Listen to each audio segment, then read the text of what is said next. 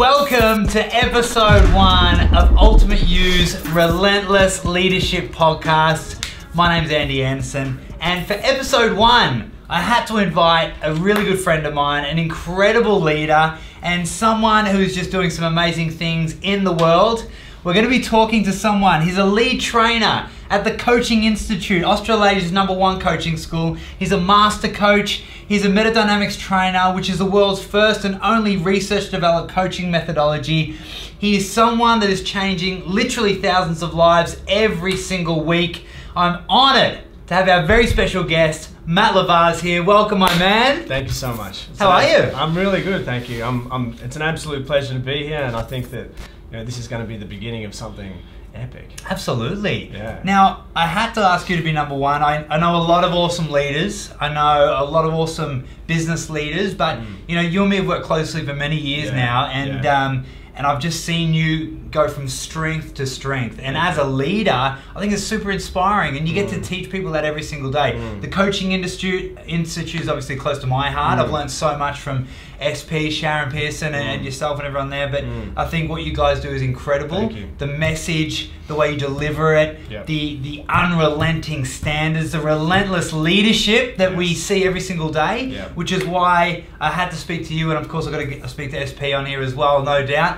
But I wanted to start with you, so thank you for joining us. Thank you. Absolute pleasure to be here. So mate, tell us about your story. I want to know about your story, because becoming a leader is a journey, right? It's a hero's journey. There's ups and downs. Let's go from the beginning and share with the world how you became a relentless leader. So I think that the most important thing in leadership is to overcome our own thinking. It's just I don't know too many people that have like a baseline of thinking that supports them to be great. I think it needs to be formed and created. And some people have a better baseline than others. Some people have got to overcome more than other people. But when I grew up in a place called Geelong. I was into drugs a lot when I was a kid, but that's kind of like what everyone was doing. Everyone took drugs, we all partied a lot. I got expelled 3 times from different schools. There was no school in Geelong that would take me. And I think my mom convinced the last school to change their rules so they could accept me back in. Go mom. Yeah, go mom. Thank you, mom. Thank you, mom. Thank you, mom. Love that. And otherwise I was going to get kicked out. I was going to have to go to a tech school or something like that. I did year 10, I failed year 10. Now through all of that, I just didn't like school. I wasn't there for learning. I was there to rebel and just dick around, but I don't really have, my dad wasn't there when I was growing up, so I didn't really have any male figures to follow or anything. And so I just dicked around for a really long period of time. I got to a point where I just started to feel sick of feeling like shit, to be honest. Partying is awesome. I was a DJ for a really long time and it was fantastic. But there was no growth. And I think because of the void of growth, like John DeMartini says that our values come from voids, right? So I had this massive void of growth, there was no fucking growth. And as a result of that, I think that's what's helped me develop this desire to grow. I feel my best when I'm learning all the time, and I always want to keep on learning and growing. And I think that's a really important part of leadership. Is we can only help our teams as much as we are growing. We've always got to kind of be ahead in a way if we want to be a leader. So that was kind of a turning point for me, was when I decided I'm sick of feeling like shit. I would look around me and I couldn't see anyone who had great relationships. I didn't have anyone who had a successful life in any way to follow. And I just thought, I don't want to be like this. And I see that now. It's just so easy to look out into the world and see people that are unhappy, that are just fucking angry all the time. And that are repeating the same relationship patterns over and over again, or they're moving in a direction that's just they're gonna end their lives and feel like crap. So I've seen enough of that. I think one of the things that was a big turning point for me is I see a lot of people that seem to be in kind of dysfunction or distress, and they don't do anything about it. That I don't get that. People that are, say for example, it's if someone gets diagnosed with cancer and they keep smoking. What the fuck? That's just insane. And I see that from a thinking point of view a lot in the world. So I saw that and I thought, okay, I've got to do something else. And I started looking for, I think a really key thing for me was I started to really look for and value great mentoring. That's been a big part. So just on that shift to moving forward, you think it was that pain of staying the same that sort of moved you forward, right? I mean, we often say here at UI, when the pain of staying the same is greater than the pain of change, change must happen. And I guess I see that as a common pattern in so many great leaders. Yeah.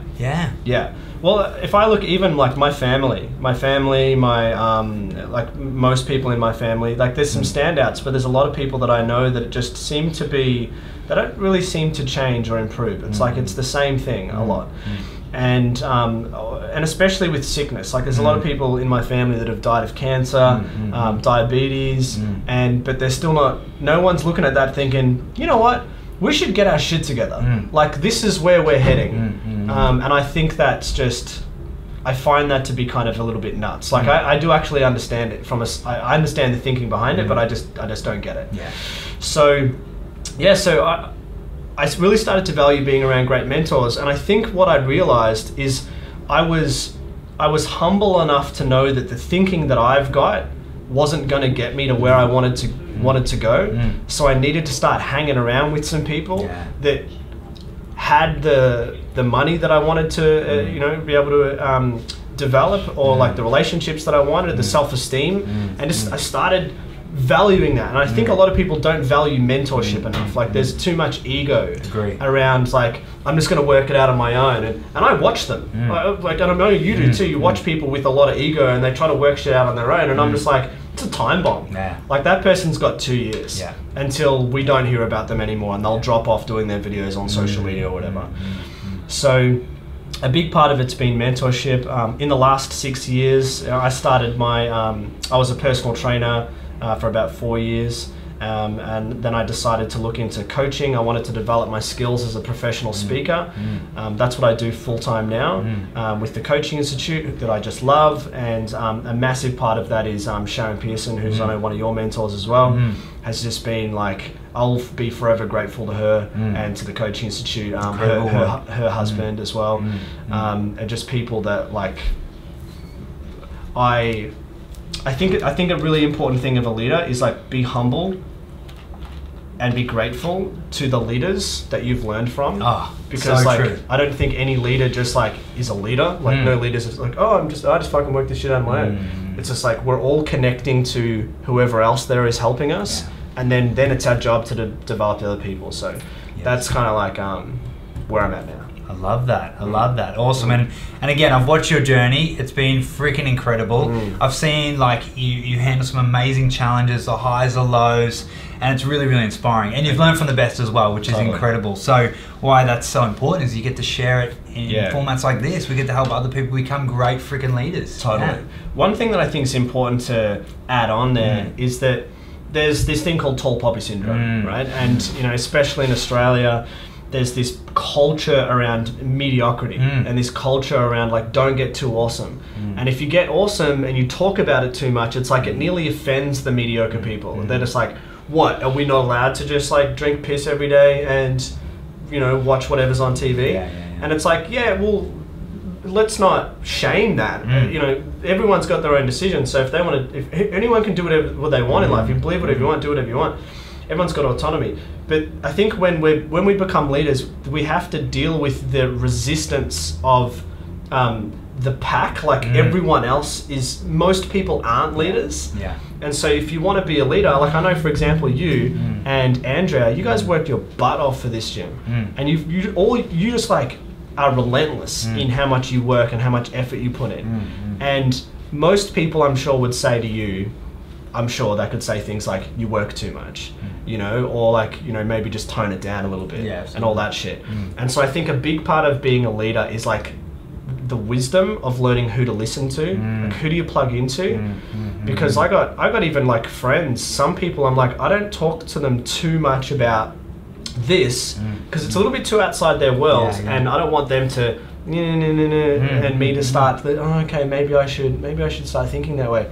And it can fuck up our thinking real quick. I love that. Yeah, man, I sort of cut you off, but that's so freaking true. And I think one of the biggest barriers, and I'm going to use, instead of barrier, I'm going to call it a test, because what I love to see resistance and those challenges is a test from the universe or whoever, basically saying to the leader, prove yourself. If you can overcome this, the negativity, the whispers in the ear, then you on the other side of that will become a leader. And I find that not only, I mean, I definitely face that continuously, and I continue to in different phases and stages of my growth, but I see it a lot with team members. So we've got an incredible vision, and I know you face the same deal. And I think in any business and culture, you know, it takes a team to change the world. And a lot of people don't understand that it takes freaking sacrifice, time, hours, energy, effort.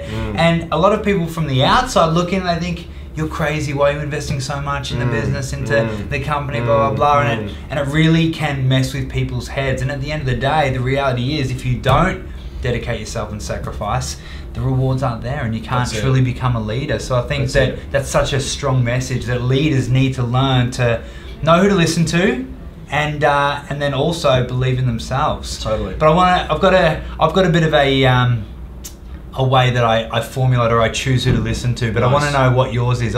How would you choose who to listen to and who not to listen to? Cool. So it's 2 criteria. Yeah. So the first one is like, who are you? Yeah. And like in relation to what I'm talking about, and what have you done? Yes. In regards to what we're talking about. Yeah. They're the 2 questions. Yeah. And I think that it's important to like use discernment and not get lost in, say, for example, say a family member or something that we love and like we trust that person because, you know, maybe they've been there for a really long time.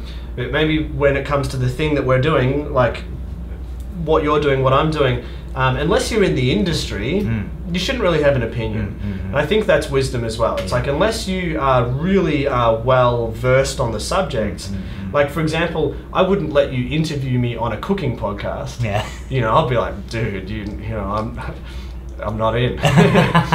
So yeah, who are you and what have you done? And just be really discerned on, if they've got the results that you want, then just listen and have no ego around it. But if they don't have the results, then don't listen.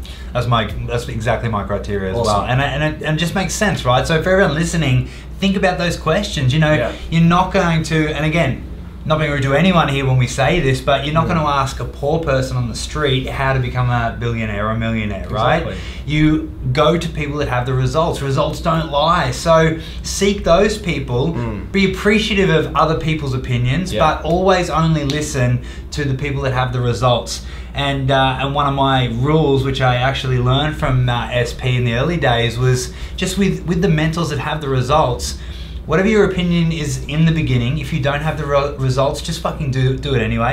Just listen and take action and do it anyway, because you don't know better at that stage. That's it. And you just got to let go of your ego and move forward. And that served me in so many different ways. And that's probably one of the biggest reasons I am where I am today. Same. Yeah. 100%. Yeah, love that. So let me ask you a question. What is relentless leadership to you? How would you define it? So I would define that as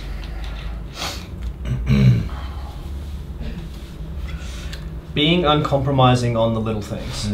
So one thing that I've learned from my mentors, and especially from Sharon, and being able to implement this in the coaching institute, because we have a really awesome culture, and it's easy to be uncompromising on a big thing. Like say, you know, we have a big event and it's like, all right, so this event needs to run well, and you know, all the little steps, you know, the pre-event, the at the event, the post-event, like there's little things like the sign on the door, like it needs to look good and say the right thing, and just all the little details. I think it makes sense to do that on the big things.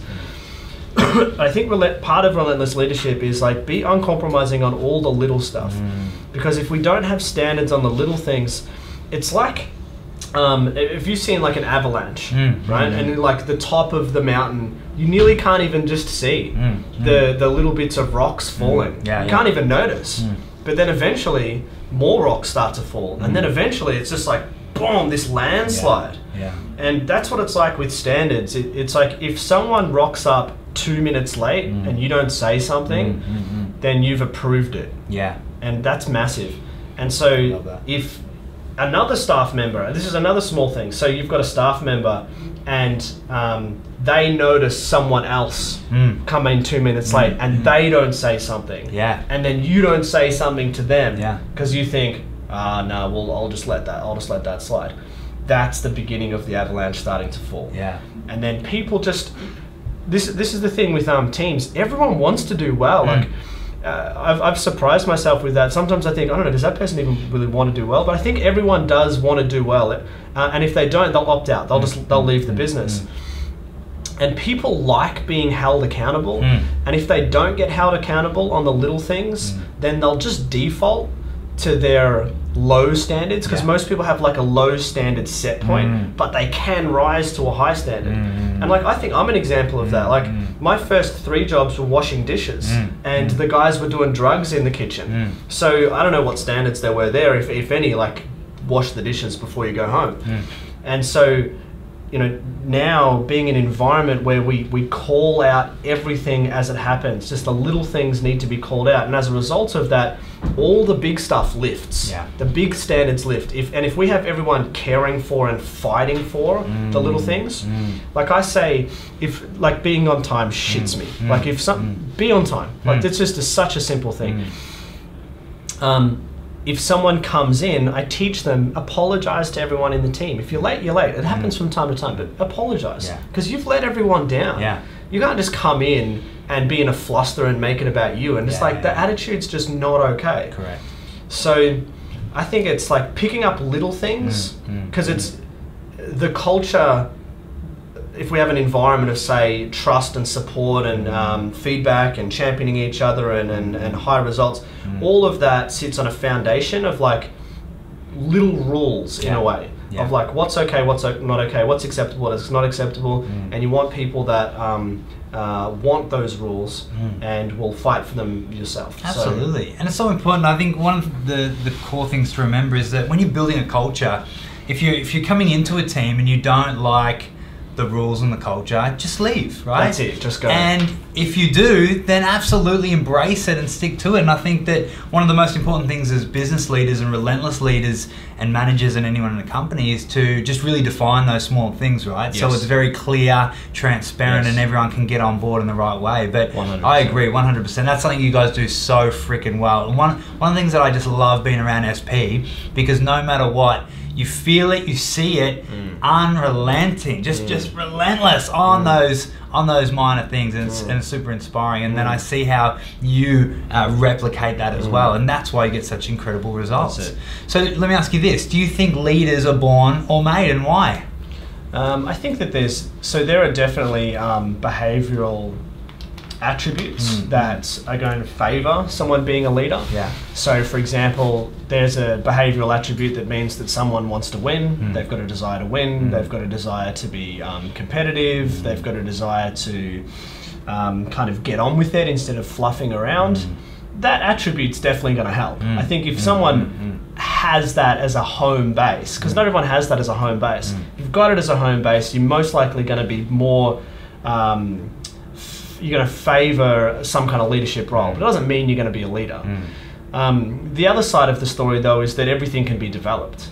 So, you know, nothing's set in stone. So just because something is more of a home base, like my home base had always been more comedy and being like the Joker, and that's how I got through school. It's just like I was funny, and you know, and I utilise it now, but it's not my purpose anymore. You know, it's like it's now just a tool. So every behavioral attribute can be grown and can be cultivated. You've just got to model it. Like see someone who's more determined and pushes through a challenge while everyone else bitches and complains about how hard it is, and do what they do, and we can develop the skill.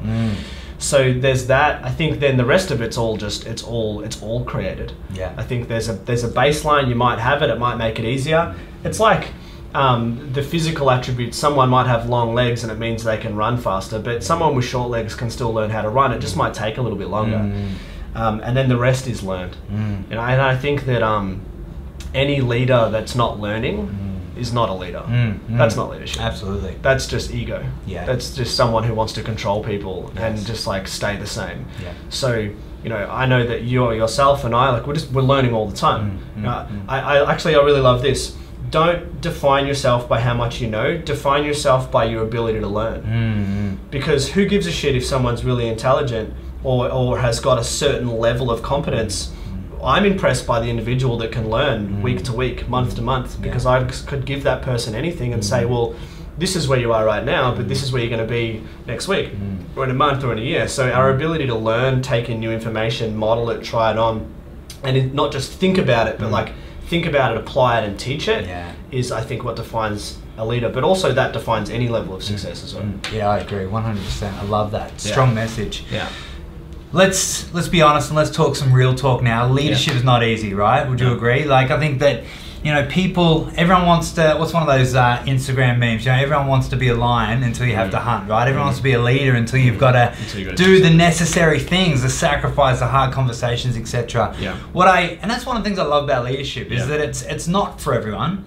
And it's one of those things that you got to work for and you got to earn. And not everyone will want it. And that's right. And that's cool as well, right? Yeah, totally. And that's absolutely fine. We don't want everyone to be in a position of leadership. Like, we need some people that are just going to be like, cool, I want to follow. I like being told what to do. This is great. Yeah, absolutely. So I guess people listening want to be a leader or want to learn more about leadership and business and success and all of that great stuff. Need to understand that it is a challenge. There is going to be resistance there. And one of the patterns that I love reading biographies. As you know, I'm a crazy reader, and I love reading about my mentors and about people I wish were my mentors and seeing their patterns of success. And one of the patterns is always struggle, struggle, struggle. There is a lot of barriers and resistance.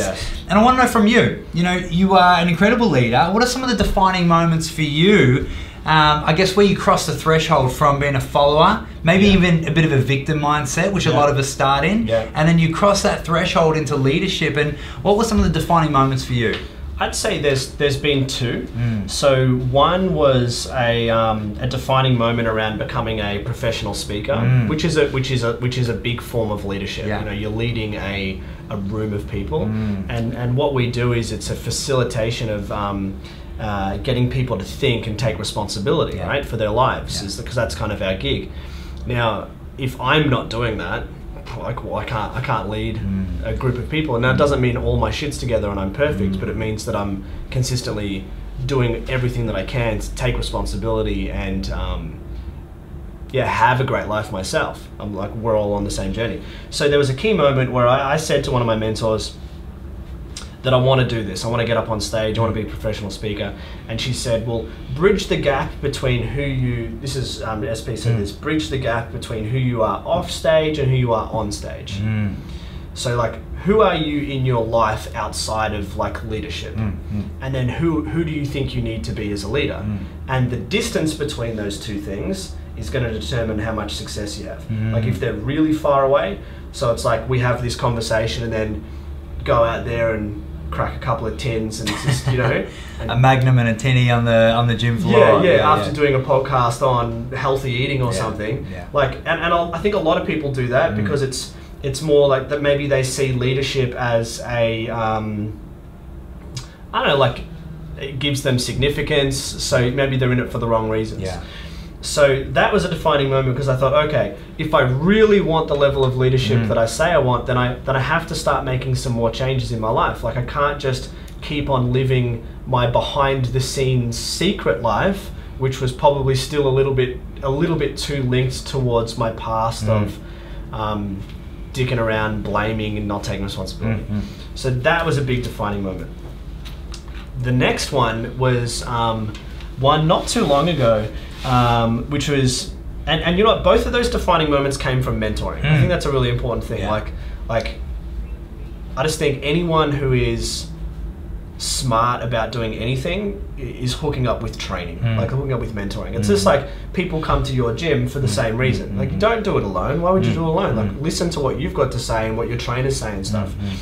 So the next one was, it's like another version of that, where it's I needed to become more professional in the eyes of my team and the business that I'm part of, and also the the students or the prospects that we're working with another level of professionalism as to be able to earn more trust. So example of that is I don't really swear much anymore. Like I used to swear a lot. Like we're swearing here, but it's a different context. So naturally I swear a lot because I like the word fuck. I think it emphasizes things, right? It does. Absolutely. It's a powerful word in the dictionary. Now, especially because you're from Geelong and I'm from Ballarat, so it's ingrained in us from a young age. It is. It's in our DNA, along with a whole host of other words. So there's a level of like, and especially in the world right now, like we're recording this 2018. People are like judging the shit out of each other on just the littlest things. Right? And you've got to be careful because if we are someone as a leader who allows. This can't be misunderstood, but it's like you nearly can't allow people to see too much of your humanness as a leader. Like there's appropriate contexts for when to be too flawed as a leader, and you got to like shape that. For example, within my sales team and also on stage, if I dress a certain way and conduct myself a certain way, so for example, places that I'd never go, like sexual content, just don't go there. It's like it's too dangerous. People are going to misunderstand you. You can't talk about it, right? Swearing's another one. It's like if you go there, and everything's context dependent. Like I'm just talking about my world because there's other worlds where swearing is totally, your team's going to be there. But it's like if I talk in too much of a casual way, or if it's maybe too much fun, what happens is that the people around me will unconsciously include me a little bit too much on their level. That's right. Right? And that's great if your purpose is to build friendship. But as a leader, like there is a hierarchy that's quite important to leadership. It's like, have you seen the movie Fury? Yes. Yeah. So with what's his name? With Brad Pitt. So there's a great scene in that movie where that's I don't know, just crazy American, themed war movie. But there's this scene where like they're just fighting like relentlessly over and over again, and it's just intense, and it's just like war after war after war. And he has his shit together the entire time, and he's their leader. And it's like he doesn't show them that he's scared, but he is scared. And there's this moment where he takes a break and he goes behind one of the tanks and he throws up. Because I think they've just had to make a decision to go back into war or something. And I think that's a really cool moment where it's like, he's human and so is everyone. But if he lets his team see that, they'll freak out. So whilst there's this other conversation where it's like, be vulnerable, be open, show your emotions, like yes, do that, and do that in personal world. But like we have conversations as leaders where we would chat about things that we wouldn't chat with our teams about. That's right. And I think that was a really big kind of turning point for me when I decided, I'm like, okay, who is included with me in that circle? And how do I then need to be around my team? Because it's not relaxed and it's not just be yourself. There's like a level of professionalism and leadership that's required. And if we act that way, which is that part of us, then we will earn respect from other people. And that respect's really important because then like when we say, all right, I need you to go do this, they'll do it. That's right. Instead of maybe at being a little bit, I don't know, that's like, they'll do it unconsciously. They'll just kind of be like, nah, I'm wiping that person out because if I don't believe in myself and I think maybe he doesn't believe in himself, then I can't trust that person. So yeah, I love that. And so true. I think with leaders and leadership, I mean, I love those points. Every leader needs to understand that it's okay to be freaking scared. You're going to feel the pressure. That's it. You're going to feel a lot of pain, and it can be very lonely as a leader. Totally. And people don't understand that. But I think at the same time, as leaders, we don't have the luxury of then going and bitching and just having a regular conversation in front of other people, because it absolutely tears away from the mission and vision. Remember, one of our core codes of honor here is mission before self. And mission always goes before self. And what that means is, at times you may want to just say, fuck, You know, fuck that, fuck this thing, Yeah. fuck that person, I hate them, I'm whatever. Yeah. But you don't have a luxury as a leader. You have to stand strong. You've got to go and spew behind the tank and then get back in the game. So I love that metaphor. Yeah. And I think that's a moments where you're like, man, I've got to have some difficult conversations. As a leader, one of the things that I loved learning the most was just how to embrace that. And I think it's so important because those difficult conversations, to me, I believe, are the things that shift you personally, professionally, and your business the fastest in huge ways. So, you know, I want to know from you, how important do you think they are and why? Well, they're so important that they are a requirement. You can't not have difficult conversations, because if you're not having difficult conversations, you will create a culture of not saying what needs to be said. Correct. And as a result of that, people will get away with things. And then I think this is why we have HR in most companies. So HR becomes kind of like looking after. It's like babysitting. You know, like, it's crazy the stories that I hear of like people like suing the business and shit for, and it's just like, that person just, how long is that person not being taken responsibility for? Like, it's just insane. And I think the reason why they don't take responsibility is because no one's holding them accountable. Like, there's these cultures where no one's held accountable for little things. It's crazy. So a successful business, but also like all these dynamics go across everything. So a successful family, you know, if someone does something that's going to harm themselves or that's just not okay from a boundary point of view or a respect point of view, like, there's a conversation that needs to be had there. And if it's not had, then it's approved. So it is like so important that if you don't have it, the culture is going to be ruined. I'd say that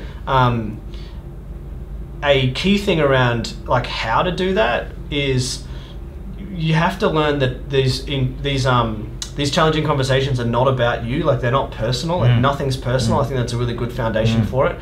Is that everything is for the mission. It's for the business. It's for the goal. It's for the success.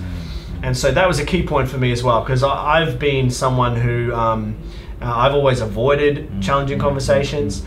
We did like a leadership test. So this was in my first year of official leadership within the coaching institute. I was pretty young, and they did a test on each other. And the test is like, we would fill out, like, say for example, we would score each other. How do you think this person's ability is to be able to say what needs to be said?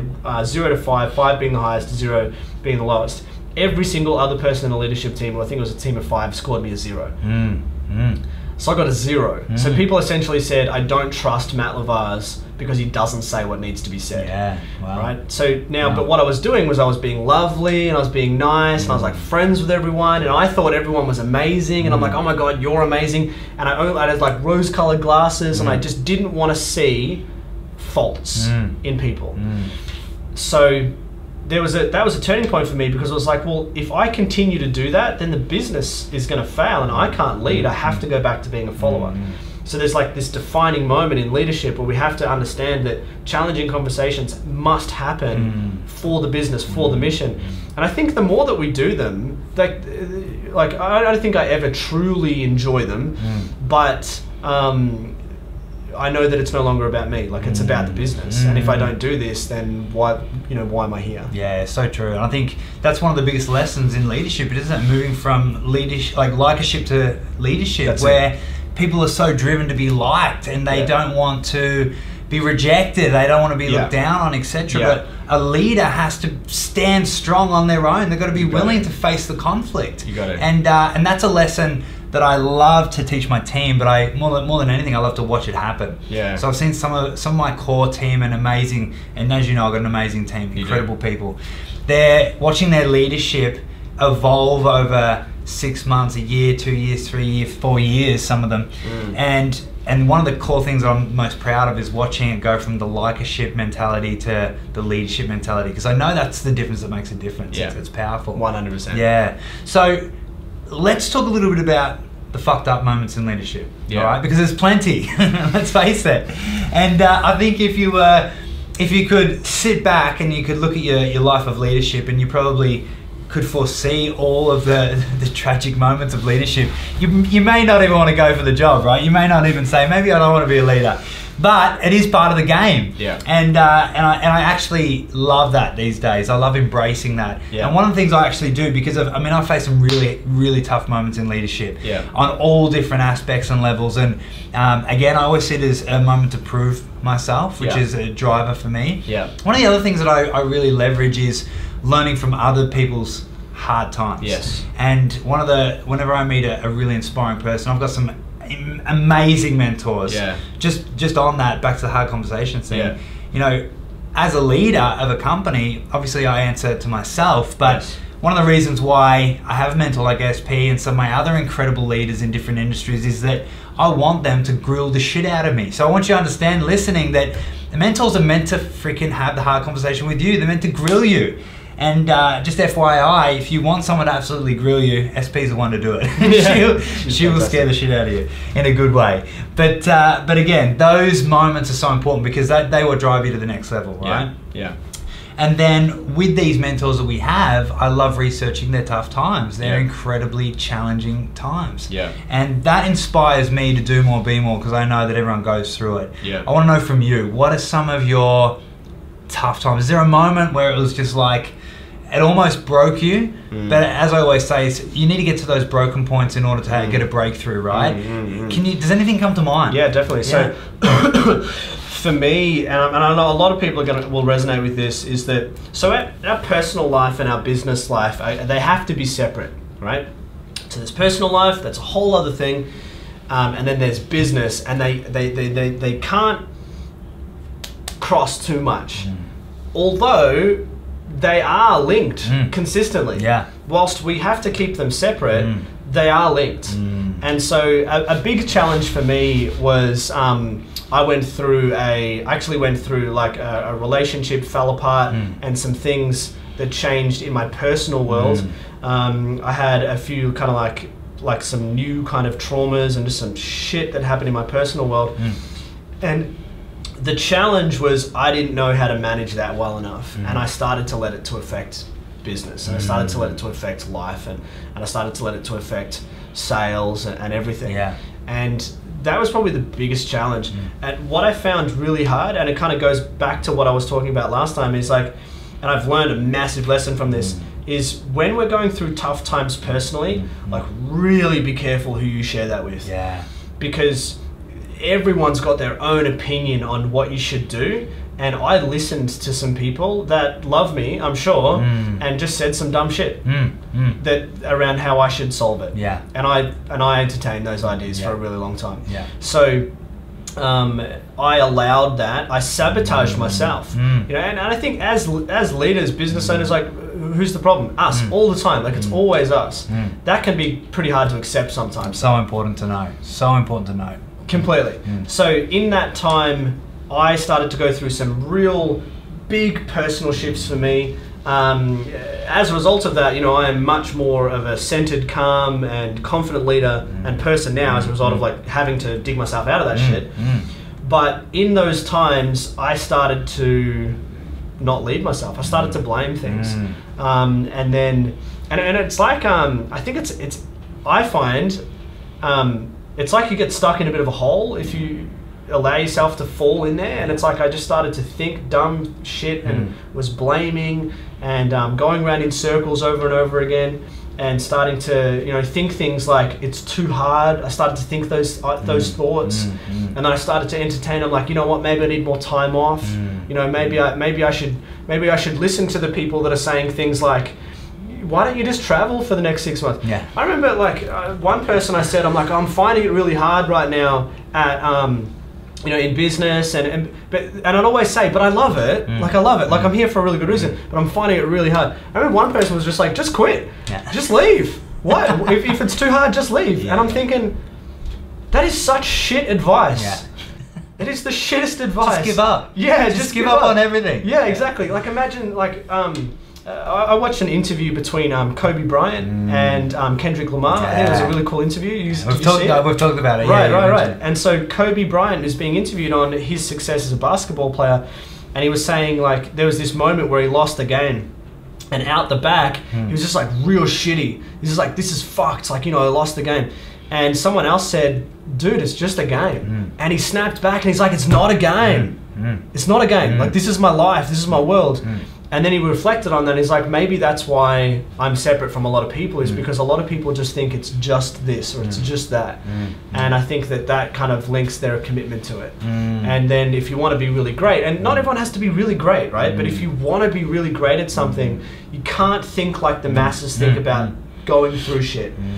So that was a pretty big lesson for me, and unfortunately I think it took me a little bit too long. So I reckon I was in that stink for about 5-6 months, which is too long for anything to last for.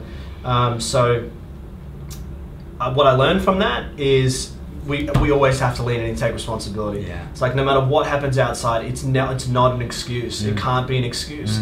And our threshold around being able to deal with life challenges, you know, like, because they're all coming, right? Like, I know you've had some massive ones.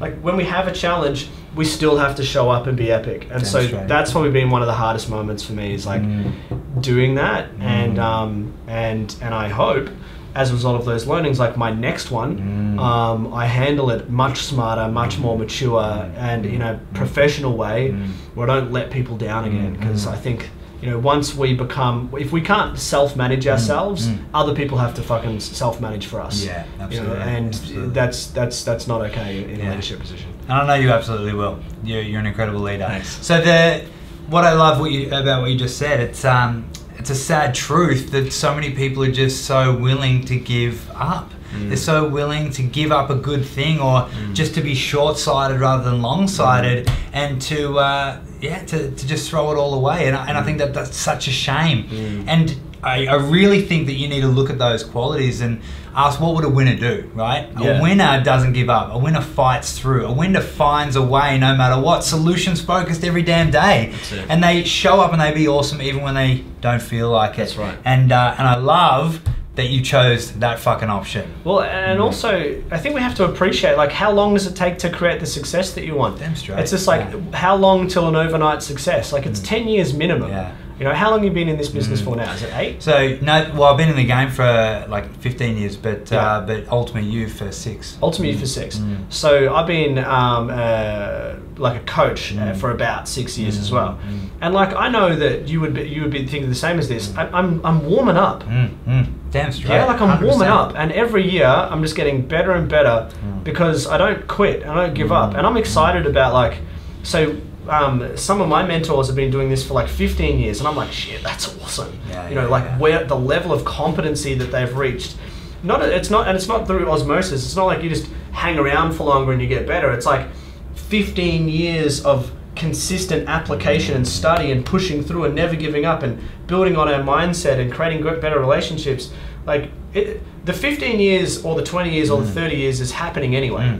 You know, and I think most people don't think about that. They're just like, oh, I'll get to the ideas and the dreams, and I love what have you heard Les Brown does this really cool thing where he says, it's like, most people die and they go to heaven, and they get to heaven, and when they arrive there, all of their talents and their ideas and their unfulfilled dreams are standing there around them, and they're standing there, and then they say, why didn't you bring us to life?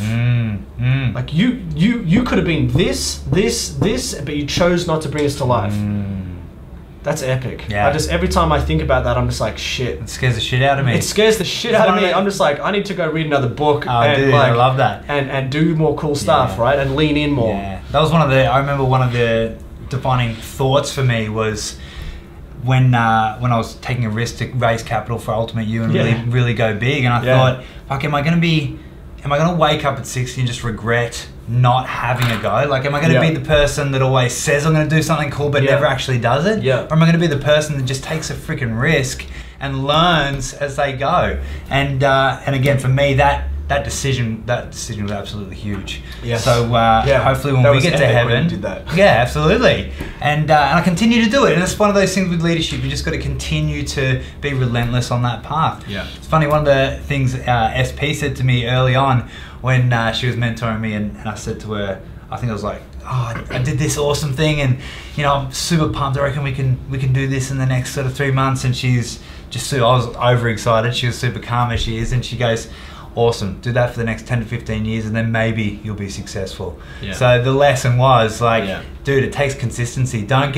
You got to be patient. Yeah. It's not going to happen in a year or 2 years. Yeah. Do that shit for 10 years. Do that Yeah. shit for 20 years and Yeah. then you might be successful, Yeah, right? I love And you that. got to be prepared for that. Well, I think this message is so important right now as well, because we live in a world of instant gratification. Oh, dude, 100%. And like I'm seeing like narcissism is on the rise like fucking crazy. If you Absolutely. just watch, like I was thinking about doing a post on this, but I hadn't been able to articulate it properly in my mind. It's like there's a difference between self-love and self-worship. And there's self-love, which is an internal thing, and that should be defined on like feeling into your emotions, knowing what you want, having boundaries, and like respecting all that stuff in other people as well. It's got to be reciprocal, otherwise it's not self-love. Yeah. And there's a lot of people that I think are confusing that for self-worship, and there's this idea around like fame and like who's that guy? He's actually a billionaire though. That Giovanni Visici, or it's like he's the old guy. He's got like grey hair, and he's like the fashion designer. yeah, he's like dancing. Oh yeah, okay. He's an Instagram star, Yes. and now he's got his own music and stuff. Right, yeah. Anyway, the idea of this like just get famous, like just get famous, and it, like also it works for some people as well. Like some people are really smart about it, and they build businesses off that, but they get smart. Do you know what I mean? Like they're doing what we're doing. Yeah. And then there's this idea that it's easy and you can just boom create something. And we see, and I watch people, and I'm sure you watch them too. I see them come and I watch them go. Yeah. I see them spike, and I just think that person's going to burn out. Yeah. That's not sustainable the way they're thinking. They're not thinking about it long term. Yeah. They want quick and they want fast, and it's like that's I reckon that's got 3 years. Yeah. Max, if they're really good at it. So yeah, the long term game is it's wisdom. Yeah, you got to have patience, but I often say you've got to have a patient sense of urgency. So you've still got to be urgent in your action and taking action, but you've got to be patient as well. Yeah. Because it's a long-term business, and leadership is a long-term game. It's Yeah. not going to happen in 6 months, 12 Yeah. months. So Yeah. get over that thought quickly. Yeah. Now, what I love about you're a business leader. You work with so many business leaders, but one of your specialties is helping people become business leaders, right? Yeah. Starting their own businesses and things of that nature. Yeah. So what do you think are the most important skills that you need as a business leader? Well, so the three obvious criteria is you got to be relentless at understanding marketing and sales. You must be a great salesperson, and then I think that you have to like sort your shit out like consistently. I think people underestimate how much shit needs to be sorted out. You know, like most people internally. So most people are quite unaware or unconscious to what their limits are, and in business they come out. And I think we see this in what the statistic around how many businesses are in business after 10 years is like 90, you know, so 10% or something like that. You know, that's crazy. And I think that's because of people that are unaware and they're somewhat arrogant, and they think it's just as simple as like, I'm just going to put up a shop and I'm going to put up a sign, and then it's just like, I had a mentoring call with someone the other day, and I said, I was teaching them about social media strategy. And I'm like, so we're going to get you on social media because right now, why the hell not? Like you can do content marketing for free, and then you can warm up to some paid content marketing. And the world is like Instagram, Facebook, and Twitter, and everyone's on there. Like, you know, so most people's market's on there. And the person said, oh, Facebook doesn't work for me, blah, blah, blah. And I said, well, you're incorrect. That's wrong. And from a mentoring point of view, you have to be really direct, right? So I'm like, well, that's incorrect. So your ideas around it are your personal ideas. Let me tell you exactly what works. So I think if anyone's got any kind of like personal stuff that's getting in the way, maybe beliefs about success, around money, around accepting value, around giving value, the good thing is that all of them can be changed. You know, I had a mentoring call with someone once, and they said, oh, I think I've still got some beliefs around sales, and I'm helping this person set up a sales funnel. And I was like, what? And I said, okay, so, because I work in a coaching environment, so everyone's got access to coaches. It's like, there's coaches everywhere. And I said, okay, we're going to end this call now. You're going to hook up with a coach and sort that shit out tonight. So it's done. So you've got a mindset that supports your success, and then let's have another call. Like, let's not dick around on those things. So I think successful business owners need to be like very vigilant around, does my mindset support me? Because mindset is controlling everything. You know, Einstein said that you can't solve the problem with the thinking that created it. Yeah, so absolutely. if someone's got thinking around like lack or something, like sort that shit out. Yeah. One.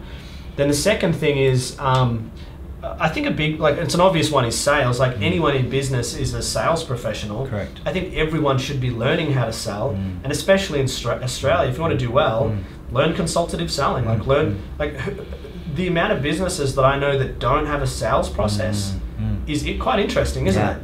Like they actually don't have a sales structure. They do product education, but no one knows how to sell. That's just weird. And then marketing. I think a lot of people want to outsource their marketing, you know, but it's like your franchise model's epic, right? So people, you do the marketing, but you had to learn how to do the marketing. Correct. Yeah. Do you know what I mean? Like you're the guy who's been studying and understanding and getting mentoring on branding and on copywriting and on and on setting up a funnel and like on like lead magnets and like you're in there doing that stuff. I think a lot of people want to outsource that because they're lazy and they think they can outsource it. You can't outsource it. No one understands the UI brands better than you and Andrea. You can't outsource that. Yeah. It's impossible. And imagine if you did though, someone would fuck it up. Absolutely. They would completely ruin it. Now, so yeah, I think a responsibility around like, if you want to be in business, you must become a marketer, and the business success will just sit on the ability to market and sell. Like it's a simple kind of model. It's like we're a coaching business, but we're a sales and marketing business. You're a gym business, but you're a sales and marketing business. This happens to be that what you sell is personal change, and what we sell is people discovering, well, a similar thing in a way, but through coaching. Absolutely, yeah. And I think one of the biggest barriers people need to get over is that don't be afraid to be proud of your message. You know, sales and marketing is just about getting your message to the world. That's what it is. Our mission is so freaking important here, and our vision is to create extraordinary self-leaders that will change the world. Yeah. So if we don't get it out there, Yeah. how are we going to help anyone? And that's what you've really got to get over. Initially, it's not about you. Yeah. It's about them. Yeah. It's about helping people. Yeah. And if you don't get over that, you're going to fail very quickly. Yeah.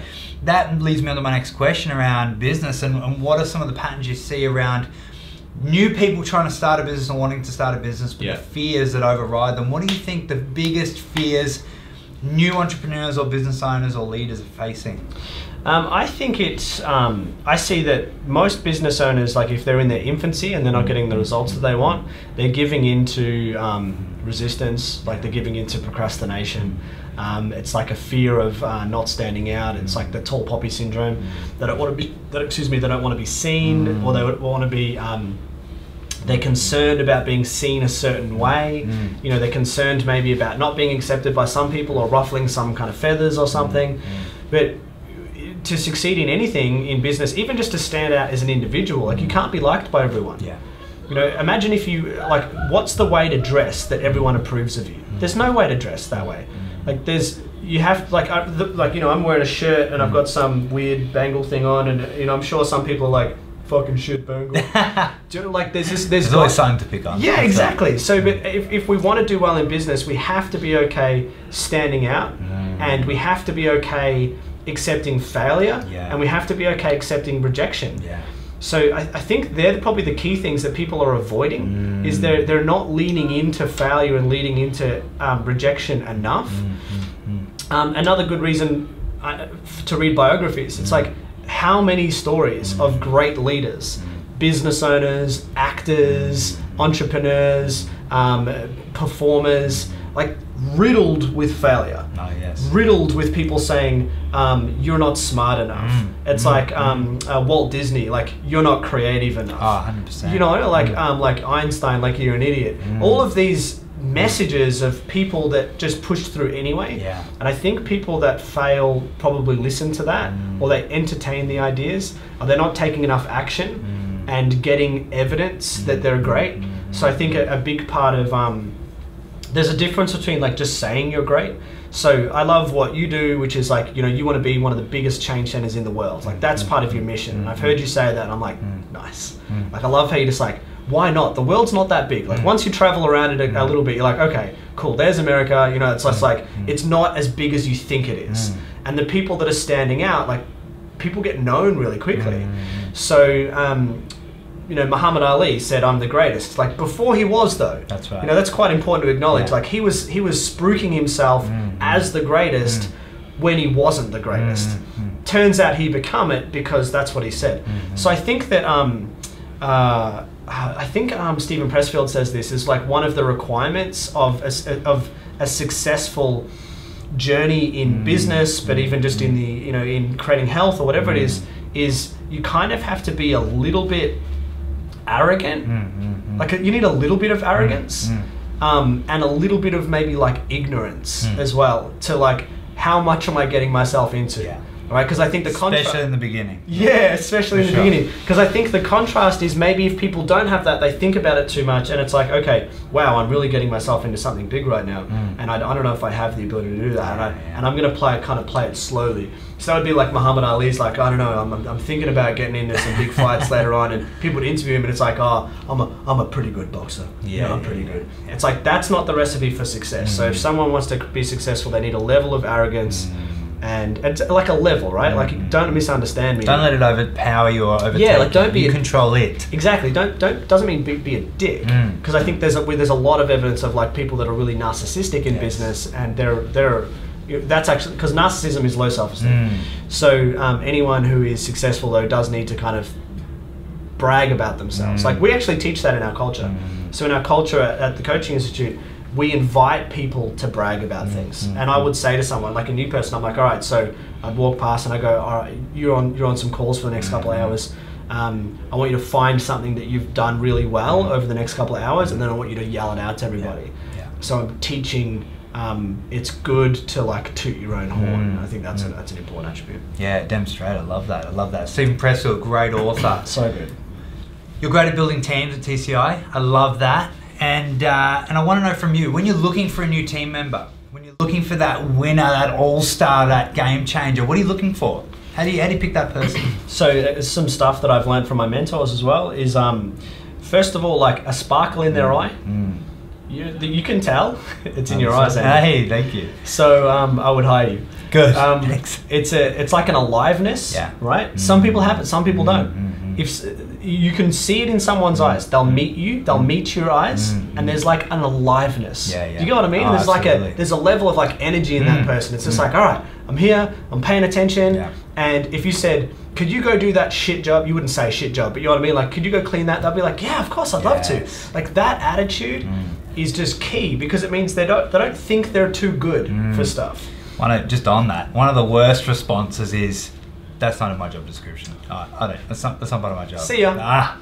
Bye. Kills me. I had someone in an interview once say, I said, so the hours are 8:30 till 5:30, and she goes, ooh, 8:30 is early. And I'm like, we're done. 8:30 is early? Yeah, wow. What? Yeah. She wanted to start at 11 or something. Yeah. So, the spark is the most important thing. Then I think the second thing is an honest desire to be part of your mission. I think that's a really important thing. So one thing that I really love is like, if I've got someone who loves what we do, the contrast is some people love what we could do for them. And there's a big difference. So some people are like, I would love to work here because I think that I would really get a lot out of being in your environment, and I think I would really learn because I've been in a shit environment. And I'm thinking to myself, oh, this is not good for me to hear. I don't give a fuck about any of these things. And if you think about that, that's fair to say as a business owner. Like, I'm not here to rescue people. I'm here to build great teams so then we can help people. So I want people to come in and say, I love your mission. I love what you do. You know, I know you would be so impressed if someone had researched everything about your business and they came in for a PT job and they were just like, I reckon that you've got one of the best change centers in Melbourne. You know, I love how you combine mindset and physical change, and I love how you've got a leadership team, and I've learned about that, and I'd love to help you. Like that's like music to my ears.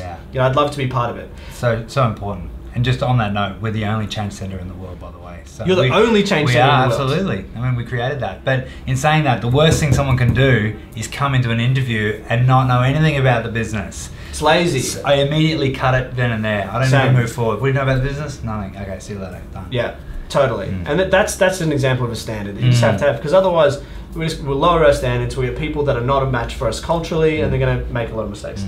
The last thing is the person's ability to take feedback. Yeah. Can they take feedback? So in an interview, I'll find an opportunity to give them feedback on something and just check in on how they respond. And the only response to accept is thank you. That's it.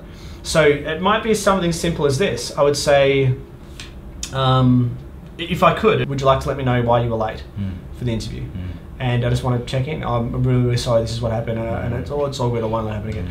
Or sometimes someone gets really nervous and they talk really, really quick, right?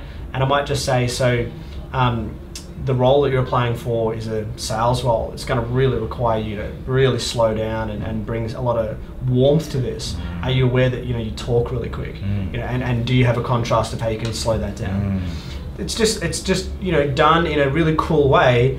But if someone has a lot of ego, a lot of attachment to their ego, they can't handle that shit. Yeah. Okay. They will just respond really badly. And the thing to look for is defensiveness. Yes. If anyone defends it, they're like, oh, that's because this happened outside. They could just be like, oh, it's because I've rushed here. No, it's not. Like, own it. It's just the only answer is thank you so much for pointing that out. Yeah, well, I didn't even notice. Yeah, cool. Yeah, I think I could totally do that. I reckon I could slow down. Thank you for pointing that out. Feedback is a gift. So, yeah, their response to feedback is paramount. Yeah, I love that. Because it means you can teach them. I love that. So sparkle in the eye. Yeah. Feedback. Yeah. What was the third one? So it was sparkle in the eye, be into the mission. Yeah, into the mission and feedback. Love that. Perfect formula. Let me ask you, is there any awesome books out there our listeners should just get on? Just one. There's so many. And we often talk about books because we're book freaks and we love to learn and grow the hunger and passion, one of UY's core values. Yeah. What's an epic book that they could get onto? That's easy. I've got to promote my mentor Sharon Pearson's just wrote another book. Yes. That's it's a bestseller. She's it's been like promoted by John Assaraf, who's one of the stars of the movie The Secret, and it's called Ultimate You. So this is a book. Yeah. Well, she asked you permission. Oh yeah. Which is I think beautiful, isn't it? Oh, because it meant a lot to me. You. She definitely didn't need to. Yeah, it meant a lot to me. But it was it is a great name. So awesome book, by the way. It is the best book that I have read on growing up. And so we grow up in our families, but we don't really grow up in our families because our families don't have everything that we need. That's important to acknowledge. And I think if people live in the fantasy that they did, then that's very dysfunctional. So families just don't have everything. So I mean, like, mentoring on our emotions, like who really had that? I know some people did, but who really had like emotionally appropriate responses to things and someone to sit you down and educate you on your feelings? If only, right? This is one of the things that baffles me about life. It's like one of the reasons why I think coaching is so important and personal development, life coaching, because we don't freaking know these things. These are the things that will define a human. That's it. Take it away. So, as guys, so we grew up with the whole don't cry, right? Don't be a pussy, and bros before hoes, and just all these crazy ideas that are so dysfunctional, not only to men but to women, and they ruin relationships. And they are normal part of the culture, right? And I can only imagine what's going on in school now. I think it must be worse because of social media and shaming around stuff and the pressure of how to look. Like, we didn't have that. We didn't have pressure of how to look. I don't even remember looking at my body until I think I went to the gym. I didn't even look at my body. I didn't check it out. I never looked at it and was like, oh, stomach. Yeah. Do you know what I mean? Like, I was just a kid, but I was, wrapped in my own dysfunction. Anyway, so this book is a key to unravel that, and it's like benchmarks and guidelines on like what is healthy, functional relationship with self, what is healthy, functional, reciprocal relationships with other people, and I think that it's the kind of stuff that just should be taught in school. Yeah. So I highly recommend everyone read it. Yeah. And I think anyone who skips it is usually so low in their self-awareness. This is a fact. Is if someone's unable to take responsibility for themselves, it's always because they've been through some shit. Like, no one chooses that. So someone who's been through a lot of shit, they're unable to take responsibility, so their self-awareness is so low, then they think they don't need it. And unfortunately, that person may never ever grow out of their own dysfunction. So if you're hearing this and you think it's a good idea to get the book, get the book. Get the book. And read the whole book. Read the whole book. It's a nice chunky book. Take your time. Oh my god. It's dude, it's great. I grabbed it and I love a book that you can throw on the table. You like hit someone like a with good it. legal document. You throw it on the table, it just makes a huge thudding sound. A lot of effort put into that book and it is phenomenal. It is so amazing. well played, and go get the book. Yes. Ultimate You. Yes. Booyah. All right, my man. You are a relentless leader. Part of leadership, it's about thinking quick. Yes. Thinking on your feet, right? I'm nervous. You should be. You should be freaking nervous.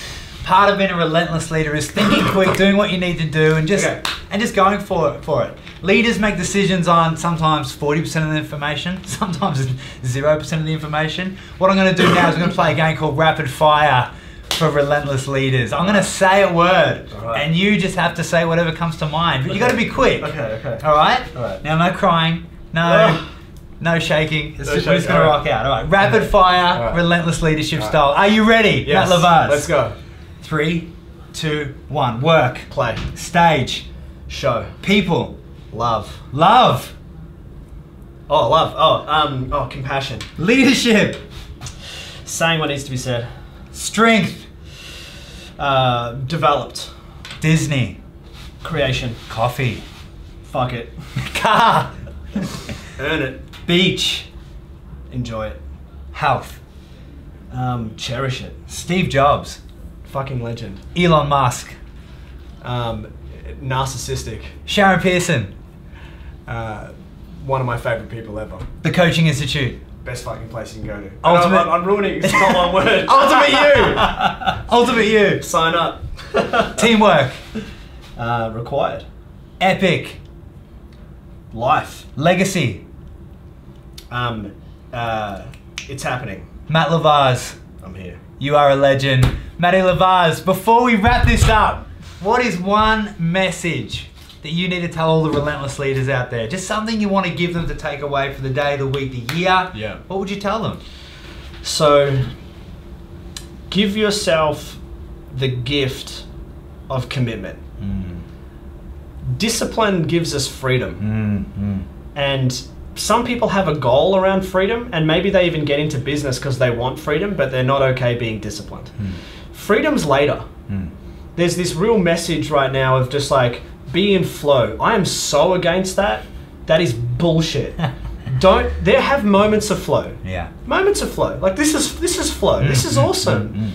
But before this, there's struggle and it's hard and you've got to push through it. The great metaphor for it is just like working out. You don't work out in flow. You squat and you yell, right? Because it's hard.